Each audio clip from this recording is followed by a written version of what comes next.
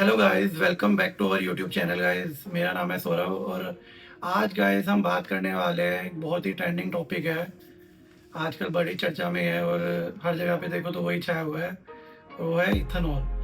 अब गाइस लोगों को पता ही है कि इथेनॉल E20 E30 E100 ये सब चीज़ें आजकल मार्केट में बहुत छा रही है। और आपको पता ही है कि लोग बहुत कंफ्यूज हो रहे हैं कि क्या चल रहा है, मतलब पेट्रोल में इथेनॉल क्यों मिला रहे हैं, क्या चल रहा है। तो गाइस इसके बारे में आप बात करने वाले कि इथेनॉल क्या चीज़ है, क्यों ब्लेंड हो रही है, कार के लिए फ़ायदा है, नुकसान है, और क्या हम सच में इथेनॉल यूज़ कर सकते हैं, कौन सी कार में कर सकते हैं और कहाँ पे यूज़ हो रहा है, कहाँ नहीं कर सकते। तो वो सारी आज बात करेंगे। तो आइए स्टार्ट करते हैं। पहले बात ये कि इथेनॉल देखो सबको पता है, लेकिन इथेनॉल होता क्या है पहले वो बात कर लेते हैं। एक्चुअली गाइस इथेनॉल क्या है ना, इथेनॉल आप अल्कोहल मान लो, ठीक है, जो कि प्लांट बेस्ड चीज़ों से आपको मिलता है, मतलब बनाया जाता है प्लांट बेस्ड चीज़ों से। जैसे कि अपना कॉर्न हो गया, ठीक है, शुगर केन हो गया, बाकी चीज़ें हैं, ठीक है, तो उन चीज़ों से इथेनॉल को बनाया जाता है। इसका एक प्रोसेस है, तो ये उससे बनता है। तो मेनली ये फ्लेमेबल होता है, मतलब इथेनॉल फ्लेमेबल होता है। एक तरह से अल्कोहल ही है, अल्कोहलिक चीज़ सारी फ्लेमेबल होती ही है। तो गाइज सेकंड चीज़ ये है कि अभी बनता कैसे है। तो गाइज इथेनॉल बनाने का प्रोसेस ना, मतलब बेसिकली मैं आपको बता देता हूँ, ठीक है, कि इथेनॉल एक तो या शुगर से या स्टार्च से बनता है। तो लाइक शुगर केन से हो गया, शुगर हमें मिलता है, कौन से स्टार्च मिलता है, तो उनसे इथेनॉल बनता है। उसमें ईस्ट ऐड करते हैं, फिर उसको फर्मेंट करते हैं, ठीक है। उसके बाद उसमें से फर्मेंट होने के बाद उसमें से जो प्योर, मतलब जो इथेनॉल है और अल्कोहल है, तो इथेनॉल जो कि निकलता है, फ्लेमेबल होता है, प्योर क्वालिटी का, वो उसमें से एक्सट्रैक्ट कर लेते हैं। और वही जो है वही जो प्योरेस्ट फॉर्म होती है वही इथेनॉल कहलाती है। मेनली मतलब इंडिया में हम शुगर केन यूज़ कर रहे हैं, ठीक है, और कॉर्न भी हम यूज़ कर सकते हैं। ऑप्शन मिसपरसेप्शन चल रहा है कि इथेनॉल ब्लेंड कैसे होता है पेट्रोल के साथ, ये चीज़ें, डेंसिटी कम होती है, ज़्यादा होती है। देखो गाइस, डेंसिटी में ना पेट्रोल और इथेनॉल के डिफरेंस तो है, लेकिन देखा जाए कि मतलब मिक्स कैसे करते हैं इथेनॉल बनने के बाद, ठीक है। तो जो भी हमारी कंपनीज है वो क्या करती है, पेट्रोल के साथ जब इसे ब्लेंड करना होता है तो वो पहले से ही, मतलब हमारे फ्यूल स्टेशन पहुंचने से पहले ही इसको ब्लेंड कर देते हैं। एक्चुअली में होता क्या है कि वो ऑटोमेटेड सिस्टम है एक, ठीक है, वो 20% इथेनॉल लेगा और पेट्रोल 80% लेके उसको ब्लेंड करके प्रॉपर ब्लेंड कर देता है। ऐसा नहीं है कि मतलब जैसे पानी और पेट्रोल होता है ना, कि पानी और पेट्रोल जैसे ऊपर पानी तैरने लग जाता है और पेट्रोल अलग हो जाता है, ऐसा कुछ नहीं है। ये मतलब मैंने काफ़ी इस पे देखा, तो ये सब एक तरीके से मिथ ही लगा लो, क्योंकि अगर आप पेट्रोल के अंदर इथेनॉल मिक्स करोगे ना तो पूरी तरीके से ब्लेंड हो जाएगा, अनलेस उसमें अगर इथेनॉल क्या करता है ना, एक तो वाटर बहुत जल्दी एब्जॉर्ब करता है।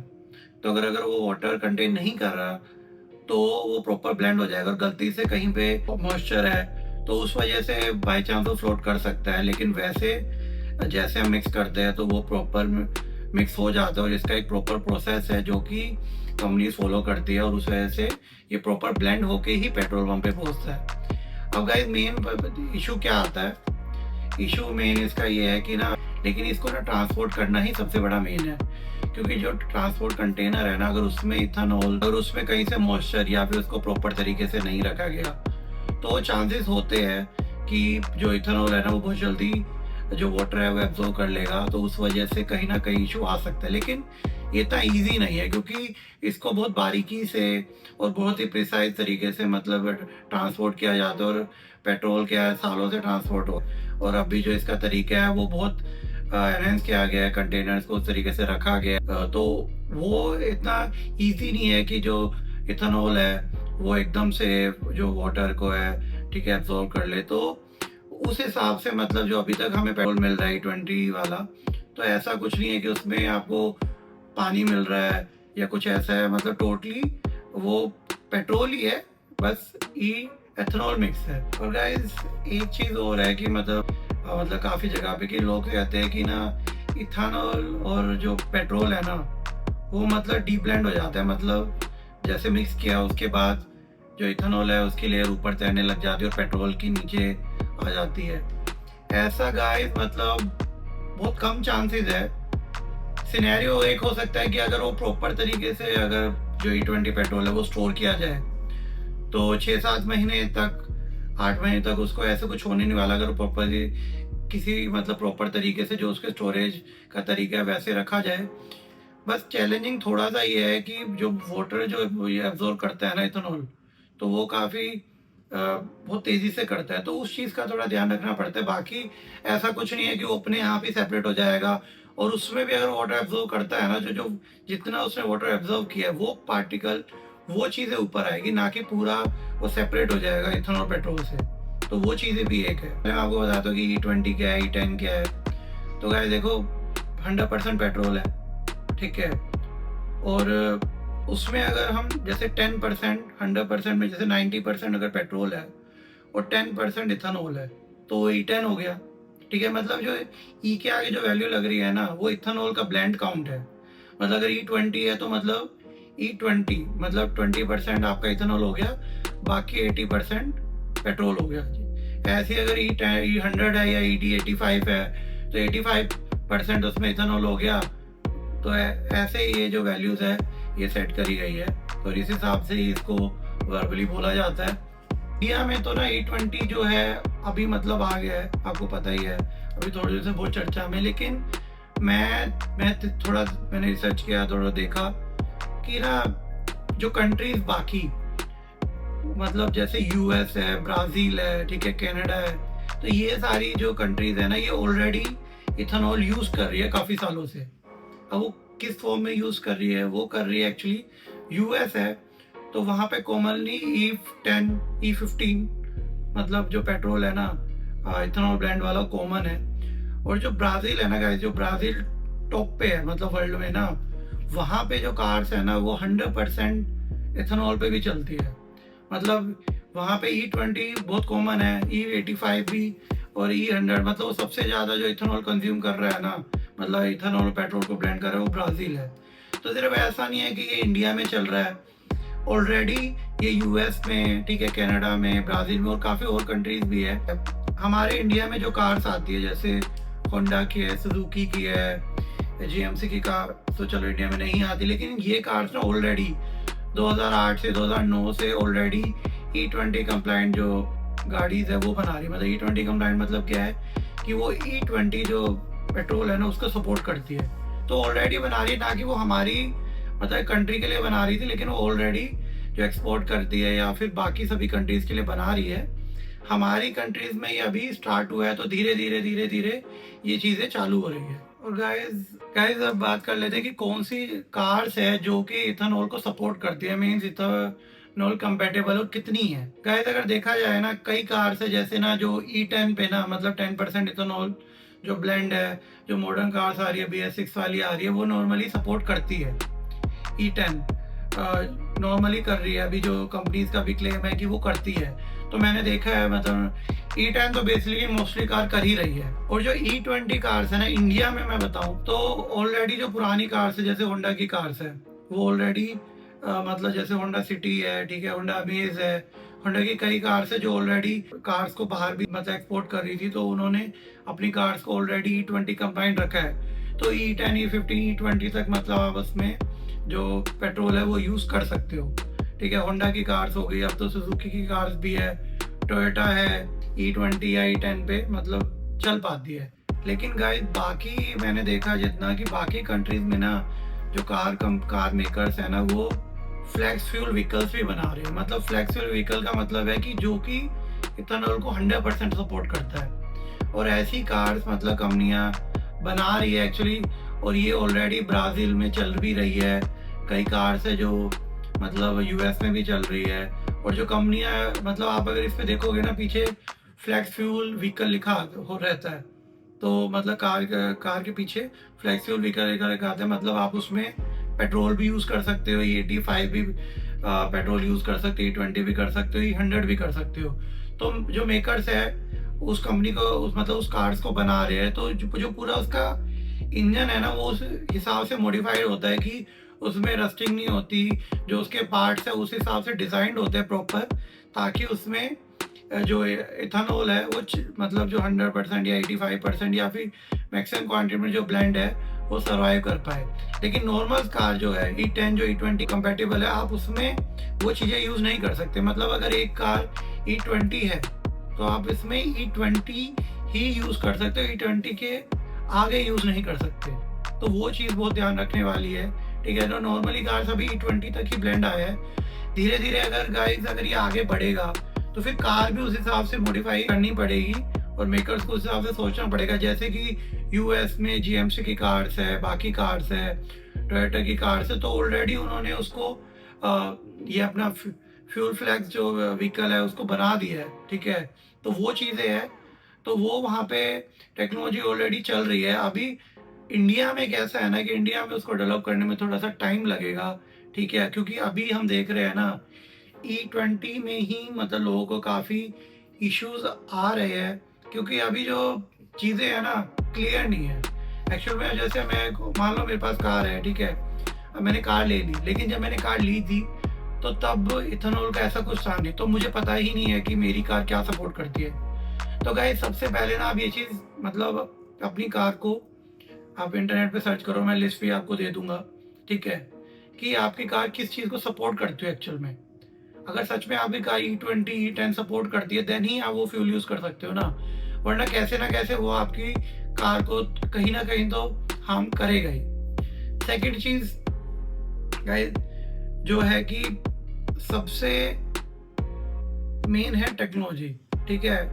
इथेनॉल ऑलरेडी बाकी कंट्रीज में यूज़ हो रहा है, लेकिन बात क्या है कि हम उस चीज़ के लिए प्रिपेयर्ड है, क्योंकि कंट्री टू कंट्री डिपेंड करता है। अब हमारे पास अब इथेनॉल आ गया है, लेकिन हमें उसके लिए जैसे अब ईवी आया था, ईवी का इंफ्रास्ट्रक्चर ये सारी चीज़ें लगती है।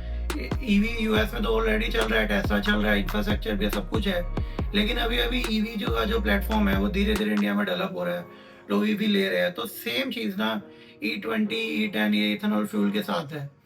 अभी धीरे धीरे जैसे अब इथेनॉल ब्लेंड होने लगे, अब लोगों को थोड़ा थोड़ा समझ आएगा, गाइडलाइंस बन रही है इसकी, और थोड़ा सा जागरूक होएंगे लोग कि हमारी कार सच में सपोर्ट करती है। अब थोड़ी पुरानी कार है, ठीक है, कई कार है, बहुत सारी कार है जो नहीं करती। अब वो क्या करे, तो गाइस आप मतलब E5 E10 ठीक है, लेकिन E20 फिर भी कहीं ना कहीं वो कार को नुकसान करेगा अगर वो E20 कंपैटिबल नहीं है। तो वो चीज़ आपको एक ध्यान रखनी है, क्योंकि मोस्टली कार्स है जो आज की नहीं है वो तो E20 सपोर्ट करती भी है, तो उस चीज़ में आपको इतना नुकसान नहीं है कार्स में।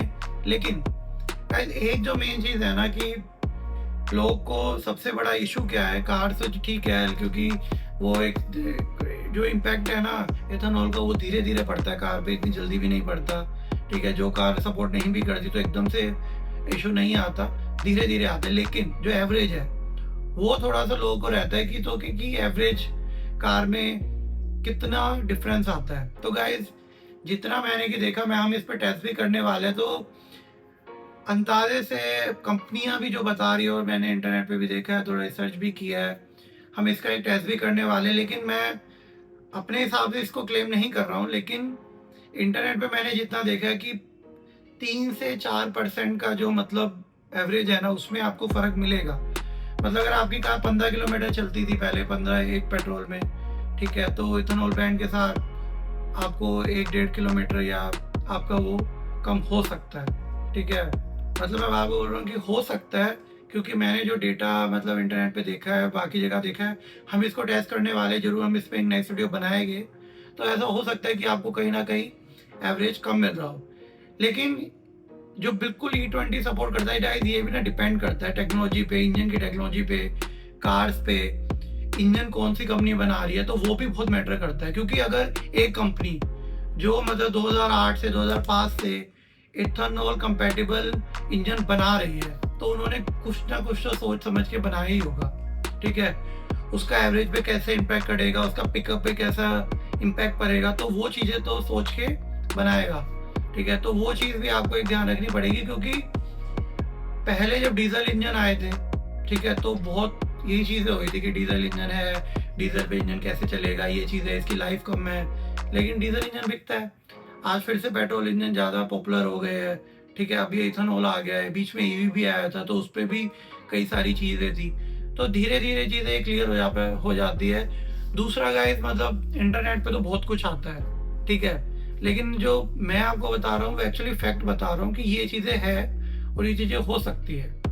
लेकिन अगर आपके पास देखो कंपैटिबल चीज़ है और आप उसी हिसाब से फ्यूल आप उसमें अगर डालते हैं, तो मेरे हिसाब से मतलब मुझे नहीं लगता आपको कोई इशू आएगा। क्योंकि ठीक है, आपको मैं एक बार मान भी सकते हैं कि चलो एवरेज कम 1-1.5 किलोमीटर एवरेज कम हो जाएगा, लेकिन कार में इन केस ऐसा कोई इशू आएगा तो वो अभी तक हमें कहीं पे देखने को मिला नहीं कंपनी के हिसाब से, क्योंकि ऑलरेडी बाकी कंट्रीज में ये चीज़ें चल रही है। तो अगर इतना एथेनॉल का इशू आता तो हमें वहाँ पे भी वो चीज़ देखने को मिलता, क्योंकि टेक्नोलॉजी की वाइज इंजन वाइज भी बहुत डिपेंड करता है कि कौन से कार मेकर क्या चीज़ प्रोवाइड कर रहे हैं और इस हिसाब से हम उसको फॉलो कर रहे हैं या नहीं कर रहे, तो वो भी बहुत डिपेंड करता है। तो चीज़ें तो मैंने आपको सारी बता दी है, पर मेनली क्या है ना कि मतलब फ़ायदा क्या है। अब इतनी चीज़ें हैं इसमें, हमें अडॉप्ट भी करना पड़ रहा है, लेकिन फ़ायदा क्या है? तो फ़ायदा तो गाइस देखो, जितना मैंने पढ़ा है और जितना मैंने देखा है, लोगों से मतलब जानकारी ली है, तो गाइस मेन जो हमारा फ़ायदा है ना, मेन है कि जो क्रूड ऑयल का जो इम्पोर्ट है ना, वो हम कहीं न कहीं कई हद तक कम कर सकते हैं। तो सारी कंट्री इसी रीज़न से इथेनॉल बैन कर रही है। तो हम भी इसी रीज़न से कर रहे हैं कि हम जो क्रूड का जो इम्पोर्ट है वो कम कर सकते हैं। तो पहला फ़ायदा तो ये है। सेकंड चीज़ जो है कि गाइस ये जो चीज़ है ना, जो प्लांट बेस्ड है, मतलब शुगर केन और कौन से मतलब नॉर्मली बनता है, तो हमारे फार्मर्स को इससे फ़ायदा हो सकता है। कॉर्न की जो खेती है मिल सकता है, शुगर केन की खेती का वो रेट है वो अच्छा मिल सकता है। तो अभी मैं ऐसा नहीं कह रहा कि ऐसा हो गया है, पर ये फ़ायदे हैं कि ये चीज़ें हो सकती है फार्मर्स के लिए, ठीक है। थर्ड चीज़ क्या है गाइस कि जो CO2 एमिशन है ना, वो थोड़ा सा इथेनॉल से कम हो जाता है। जिस हिसाब से इथेनॉल बढ़ता है उस हिसाब से जो CO2 का जो एमिशन है वो कम हो सकता है, तो वो थोड़ा सा पोल्यूशन के लिए फ़ायदेमंद है। अब गाइस फ़ायदे तो है, लेकिन थोड़ी सी डिसएडवांटेजेस भी है, वो हम बात कर लेते हैं। डिसएडवांटेज में अगर बात करें तो जो इथेनॉल है ना, वो थोड़ा सा पेट्रोल क्या है मतलब ज़्यादा एनर्जी का मतलब प्रोड्यूस करता है, और जो इथेनॉल है उससे थोड़ा कम करता है स्लाइटली, ठीक है। तो उस हिसाब से मैंने आपको बताया कि एवरेज में आपको कहीं ना कहीं थोड़ा बहुत स्लाइटली डिफरेंस दिख सकता है, ठीक है। वो डिपेंड करता है इंजन पे, चीज़ों पे, टेक्नोलॉजी पे, वो डिपेंड करता है। अब धीरे धीरे चीज़ें डेवलप हो रही है, तो उस हिसाब से आगे शायद हमें देखने को ना मिले, लेकिन जो पुरानी कार्स है उसमें कहीं ना कहीं चीज़ें देखने को मिल जाती है, ठीक है। मैंने जितना सुना है, अभी मैंने टेस्ट नहीं किया, मैं टेस्ट करूंगा तो आपको ज़रूर बताऊंगा नेक्स्ट वीडियो में। लेकिन फिलहाल हम जो चल रहा है हम उस पर एजम्पशन करके चलते हैं कि 50% हो सकता है, 50% नहीं हो सकता, ठीक है। सेकंड जो चीज़ है मतलब स्टोर करना हल्का सा ट्रिकी है, ठीक है, क्योंकि ये जो वाटर है वो जल्दी एब्जॉर्ब करता है। तो ये मैंने आपको पहले ही बता दिया क्या क्या चीज़ें हो सकती है, ठीक है। तो वो थोड़ा सा है। थर्ड क्या है कि इसमें डिपेंडेंसी जो है ना वो मतलब फार्मिंग पे है, मतलब फार्मिंग होगी, ठीक है, कि जिस दिन गन्ने की खेती अच्छी होगी, कॉर्न की खेती अच्छी होगी, तो उस पर डिपेंड करेगा, या फिर हमें बल्क में वो चीज़ स्टोरेज में रखनी पड़ेगी। तो गाइस कंक्लूजन क्या है कि मतलब क्या चीज़ मतलब होनी चाहिए, क्या चीज़ हो सकती है। तो अगर गाइस मैं अपनी समझ से इस चीज़ को मतलब आपको बताऊं, तो ऐसा है कि देखो क्रूड ऑयल मतलब इंपोर्ट कम हमें करना है, ठीक है। और ऑलरेडी अगर US, ठीक है, Brazil, other countries at least E10 E20 कहीं यहाँ पे फ्लैक्स फ्यूल भी पूरा मतलब 85 तक वो यूज़ कर रहे हैं, तो कहीं ना कहीं टेक्नोलॉजी और वो चीज़ मतलब बनी तो है इसके लिए, और ये चीज़ हो सकती है। लेकिन इंडिया में इस चीज़ को कितनी तरीके से लाया जाएगा, कितनी लोगों के अंदर जागरूकता लाई जाएगी, वो भी बहुत डिपेंड करता है। क्योंकि अभी EV का भी यही हाल है, EV है मार्केट में, लेकिन अभी क्या हो रहा है कि EV का इंफ्रास्ट्रक्चर धीरे धीरे बन रहा है। अब लोग घर पे भी चार्ज कर लेते हैं, रास्ते में भी हर आधे घंटे में आपको EV चार्जिंग स्टेशन मिल जाएगा, ठीक है।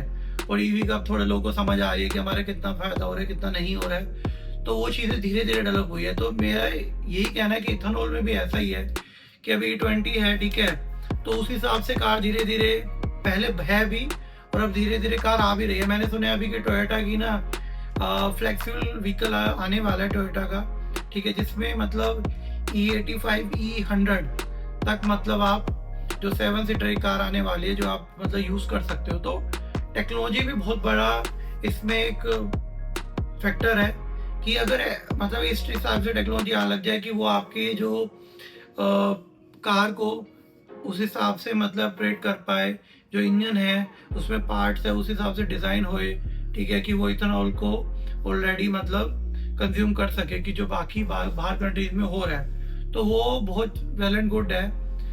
एंड गाइस अभी जो सिचुएशन है, तो मतलब मैं तो यही कहूँगा कि अभी आप क्या करो कि अपनी कार को थोड़ा सा अपनी कार के हिसाब से नॉलेज गेन करो और आपकी कार को पहचानो कि सच में वो कितना सपोर्ट करता है, क्या नहीं करता है। और अगर लेकिन गाइस ये भी है कि अगर वो सपोर्ट नहीं भी करता है तो फिर आप क्या करोगे, क्योंकि पेट्रोल पीसी ऑलरेडी 160 के अराउंड है, जो 100 वाला है, तो वो थोड़ा सा मतलब जेब पे भारी पड़ सकता है अगर जिनकी कार सपोर्ट नहीं करती है, क्योंकि नई कार एकदम से लेना इतना आसान नहीं है। तो जो नई कार से उनको इतना इशू नहीं आएगा, लेकिन पुरानी कार को वालों को कहीं ना कहीं इशू आ सकता है। एक चीज़ ये है कि ना लोगों को आजकल ना बहुत इशू मतलब फेस जो करना पड़ रहा है ना E20 E10 का, मैंने देखा भी, वीडियोस भी रोज ही आते हैं इंस्टाग्राम यूट्यूब पे। हो क्या रहा है कि मतलब लोग कह रहे हैं कि हमारा इंजन खराब हो रहा है, ये चीज़ें हो रही है। तो गाइस इस चीज़ को ना पहले हमें समझना पड़ेगा। एक्चुअल में ना देखो, मार्केट में E20 कंपेटेबल व्हीकल्स है, ठीक है, सारे जो व्हीकल है ना वो E20 कंपेटेबल नहीं है। मार्केट में जो पेट्रोल है वो E20 आ रहा है, ठीक है, अभी E10 मुझे आइडिया नहीं E10 आ रहा है कि नहीं आ रहा है, लेकिन E20 तो आ रहा है। 100 आ रहा है, जो 100% पेट्रोल है वो आ रहा है, ठीक है, E20 आ रहा है। तो इसमें दो चीज़ है, आपकी कार कब की है, आपकी कार E20 सपोर्ट करती है या नहीं करती, तो वो एक बहुत बड़ा फैक्टर है। अब बाइक्स है, बाइक जो पहले बनी हुई है नॉर्मली वो E20 सपोर्ट नहीं करती। मैंने जितना नेट पे देखा है या लोगों से पूछा है, E5 है ना, अगर आप E5 डालते हो, ठीक है, तो इतना इशू किसी भी इंजन में नहीं आता, बी S6 या जो मॉडल इंजन है उसमें नहीं आता। लेकिन जो E20 है, E20 के हिसाब से आपका जो इंजन है वो E20 कंपेटेबल होना चाहिए। तो उस हिसाब से अगर आप देखोगे, अब जैसे गाइस मेरे पास होंडा की कार है, ठीक है, होंडा 2008 से 2009 से शायद 2005 से इंडिया में 2009 से ऑलरेडी E20 कंपेटेबल कार्स बना रहे हैं। जैसे होंडा सिटी मैंने आपको बताया, होंडा मेज बताया, होंडा के इंजन है वो E20 कंपेटेबल बना रहा है। क्यों? क्योंकि वो ऑलरेडी बाहर एक्सपोर्ट करता है कार्स को, तो वहाँ पे यूएस में, कनाडा में ये चीज़ें यूज़ होती है, E10 E15, तो वो उनके लिए बना रहे हैं। अब इंडिया में आ गया है, ठीक है, तो इंडिया में भी वो चीज़ काम कर रही है। तो मैंने जितना अपनी कार में देखा है, मुझे पिकअप में इतना कोई इशू मतलब नहीं होता, दिक्कतें नहीं आती, ठीक है। पिकअप में वैसे 1.6 लीटर iVTEC है, तो वो सबको पता है, ये थोड़ा सा अच्छा इंजन है, तो शायद इसलिए मुझे उसमें इशू नहीं आ रहा है, ठीक है। दूसरी सेकंड चीज़ उसकी एवरेज गाइस आपको पता है होंडा सिटी की ऑलरेडी कम है, ठीक है, तो उस हिसाब से भी मतलब इतना डिफरेंस नहीं पता लगता है, ठीक है। लेकिन इस चीज़ के लिए मैं जरूर टेस्ट करूँगा दोनों का, ई पेट्रोल से भी और E20 पेट्रोल से भी, तो वो भी मैं आपको जरूर वीडियो बताऊंगा। लेकिन अगर आपका जो कार का या बाइक का इंजन अगर E20 सपोर्ट नहीं करता और आप अगर उसमें E20 पेट्रोल डालते हैं, तो कहीं ना कहीं लॉन्ग टर्म में, ठीक है, मैं ये नहीं कह रहा कि आपका इंजन एकदम से खराब हो जाएगा, ऐसा नहीं होता है, ठीक है। धीरे धीरे ग्रेजुअली, मतलब टाइम टेकिंग प्रोसेस है कि आपके कहीं ना किसी पार्ट में रस्टिंग हो सकती है, ठीक है, कोई ना कोई पार्ट में, जैसे कोई रबड़ है, कोई या कोई मटेरियल है, वो उसमें रस्टिंग या कोई चीज़ खराब हो सकती है। लेकिन आप ऐसा कहो कि आपका जो इंजन है, ठीक है, नॉर्मल इंजन है आपका, जो E20 सपोर्ट नहीं करता, और इसमें आप E20 पेट्रोल डालोगे, वो एकदम से खराब हो जाएगा, ऐसा नहीं होता। मैंने ऐसे केसेस नहीं देखे, क्योंकि होता क्या है ना कि ये चीज़ें मतलब जो इथेनॉल है वो भी फ्लेमेबल है, ठीक है, अल्कोहल है, ठीक है, आपको इशू आ सकता है, लेकिन धीरे धीरे आ सकता है, एकदम से नहीं आएगा। तो गाइस उसमें आपको सबसे बड़ी जो जानकारी है ना, इन्फॉर्मेशन जो निकालनी है, वो अपने इंजन की निकालनी है कि आपकी कार सच में E20 सपोर्ट करती है, नहीं करती, तो फिर आपको दूसरे पेट्रोल की तरफ मतलब जाना पड़ सकता है। तो वो एक मेन रीज़न है। नई कार से E20 सपोर्ट करती है, उनको मेरे हिसाब से कोई इशू नहीं आएगा। एवरेज की बात नहीं कर रहा मैं, इंजन का कोई इशू नहीं आएगा, ठीक है। तो वो चीज़ एक बहुत ध्यान में रखने वाली है। सेकेंड गाइस, अगर मैं तो कहता हूँ अगर जो आपकी पुरानी कार है, तो उस चीज़ का एक सोल्यूशन है, पेट्रोल है, ठीक है, अगर इथेनॉल आपकी कार नहीं सपोर्ट करती, तो आप CNG का जो ऑप्शन है ना, वो बेटर पड़ता है, क्योंकि CNG में आपको थोड़ी सी एवरेज ज़्यादा देती है, ठीक है। CNG में आपको CNG सस्ती भी पड़ती है, तो सीएनजी का जो ऑप्शन है ना, मैं तो वही रिकमेंड करूँगा जिनकी कार्स मतलब E20 सपोर्ट नहीं करती। तो अगर लॉन्ग टर्म के लिए अगर उनको अपने इंजन या चीज़ों का ध्यान रखना है, क्योंकि ऑब्वियस है जो चीज़ कार नहीं सपोर्ट करती तो कहीं ना कहीं वो इशू दे सकता है। मैं ये नहीं कह रहा कि वो देगा, लेकिन दे सकता है। तो सीएनजी की तरफ आप कंसिडर कर सकते हो, क्योंकि ऑलरेडी अब उस कार को पुरानी कार हो गई है तो वारंटी अवॉइड भी का कोई इशू नहीं है, तो आप मतलब सीएनजी की तरफ जा सकते हो। डीजल में तो कोई इशू नहीं है क्योंकि डीजल में ब्लेंड नहीं हो रहा है, ठीक है। तो वो चीज़ें हैं, तो वो चीज़ थोड़ी सी ध्यान रखने वाली है, तो आप उस चीज़ को ज़रूर कंसिडर कीजिएगा। अब धीरे धीरे गाड़ी टेक्नोलॉजी इवॉल्व होएगी तो उस हिसाब से देखेंगे। बाकी ये जो एक मिथ है कि इंटरनेट पे बता रहे कि मैंने पेट्रोल डाला एकदम से मेरी कार खराब होगी, तो वो थोड़ा सा मतलब ये भी है क्योंकि ना स्टोरेज की बात भी है कि इथेनॉल कहाँ स्टोर हो रहा है। अगर मतलब वैसे तो जो पेट्रोल पंप है वो डे बाय डे उसको चीज़ का इंस्पेक्ट करते रहते हैं कि कहीं से मॉइस्चर वगैरह ये चीज़ें तो नहीं आ रही, क्योंकि पेट्रोल पंप इतनी मतलब प्रॉपर टेक्नोलॉजी और प्रॉपर चीज़ों से बिल्ड हुआ है, ठीक है। ऐसा नहीं है कि कुछ भी मतलब कैसे भी उसको ब्लेंड किया जा रहा है, कैसे भी रखा जा रहा है, तो वो चीज़ बहुत मैटर करती है। तो गाइस मैं तो इतना ही कहना चाहूँगा कि धीरे धीरे टेक्नोलॉजी इवॉल्व होगी, ठीक है। धीरे धीरे कार्स इवॉल्व होएगी, तो वही है एक मतलब फेज है जिसमें चीज़ें जा रही है। लेकिन ये है कि मिथ हम नहीं कोई बना सकते, ठीक है। जो चीज़ है वो सच है, ठीक है। वो चीज़ आपको मिल जाएगी इंटरनेट पे भी। और गाइस आपने देखा होगा लेटेस्ट इंटरव्यू है मतलब नितिन गडकरी जी के साथ, तो वो आपने देखा ही होगा, उसमें भी वो काफ़ी डिटेल देने की कोशिश कर रहे हैं। मतलब उसमें उन्होंने समझाने की कोशिश करी है, लेकिन एक्चुअल में है तो ये टेक्नोलॉजी ही, ठीक है।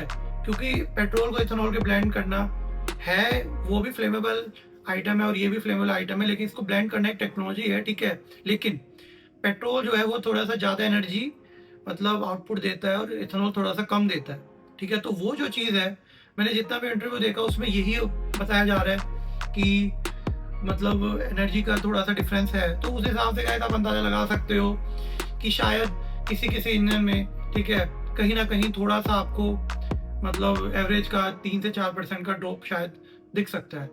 तो हम उस चीज़ के लिए अंदाजा लगा सकते हैं, ठीक है। और बाकी चीज़ें भी मैंने देखी है गाइस। अब टेक्नोलॉजी की बात है ना, तो धीरे धीरे इवॉल्व होएगी वो ना। मैंने जितना भी इंटरव्यू देखा है उसमें भी नितिन गडकरी जी यही समझाना चाह रहे हैं कि टेक्नोलॉजी धीरे धीरे इवॉल्व होएगी, ठीक है। तो वो हमें थोड़ा सा समझना होगा। मैं ये नहीं कह रहा कि इशू नहीं आएगा, इशू आएगा गाइस, क्योंकि कोई भी नई टेक्नोलॉजी है ना जब वो मार्केट में आती है, ठीक है, एक चेंज है वो आएगा, तो इशू तो आएगा ही। ऐसा हो ही नहीं सकता कि इशू नहीं आएगा। लेकिन कई इशू मतलब लोग हैं वो मतलब बना भी रहे हैं, ठीक है। अब समझने के बाद अगर आपको लगता है इशू आ रहा है और उसके बाद मतलब आपको समझ आता है कि हाँ ये चीज़ है, ये चीज़ नहीं हो सकती, और आप देख रहे हो कि हाँ कि मेरे पास ये चीज़ है और मैं ये चीज़ डाल रहा हूँ, और वो आपको पता है कि क्यों इशू आएगा, और आपको ये भी पीछे का रीज़न भी समझ आ रहा है कि इशू क्यों आ रहा है, तो वो चीज़ें मैटर करती है। क्योंकि आपको पहले समझना पड़ेगा कि इशू क्या एक्चुअल में। मतलब हम वीडियो देखते रहते, बात करते रहते, लेकिन हमें ये नहीं पता कि एक्चुअल में बात हो क्या रही है। मतलब हम किसी ने हमें वीडियो भेज दिया, हम बात करने लग गए, ठीक है, लेकिन एक्चुअल में इशू है क्या, दिक्कत क्या है। मतलब अब मैं अगर गाड़ी नहीं चला रहा हूँ, ठीक है, मेरे पास ईवी है और मैं उस वीडियो को देख रहा हूँ, मैं देख रहा हूँ अच्छा ये इशू आ रहा है, मैंने आँख बंद करके मान लिया, लेकिन ऐसा नहीं है। आजकल गाइस सबके पास इंटरनेट है, सबके पास सब कुछ है। तो अगर आप थोड़ा सा जाके पढ़ोगे और सारी चीज़ देखोगे तो आपको सब समझ आएगा ये क्या चीज़ है, कहाँ इशू आ सकता है, कहाँ नहीं आ सकता, इशू से कैसे बचा जा सकता है, कहाँ कहाँ प्रिकॉशंस ले सकते हो। तो वो सारी चीज़ें हैं। तो मैं कहूँगा गाइस आप खुद वीडियोस पे, वायरल वीडियोस पे मत जाओ, खुद थोड़ा सा समझो इस चीज़ को, क्योंकि मैंने देखा कि मिथ बहुत है और एक्चुअल में लोगों को कम पता है। तभी मेरा वीडियो बनाने का पर्पस है, तभी मैं वीडियो बना रहा हूँ। और गाइस ये सारी चीज़ें है ना, मतलब मैंने अपनी रिसर्च करके लोगों से जानकारी लेके तो एक इन्फॉर्मेटिव वीडियो बनाने की कोशिश करी है। तो गाइस थैंक यू। प्लीज़ अगर आपको वीडियो अच्छी लगी तो सब्सक्राइब कीजिएगा। मिलते हैं अगली वीडियो में, तब तक के लिए बाय।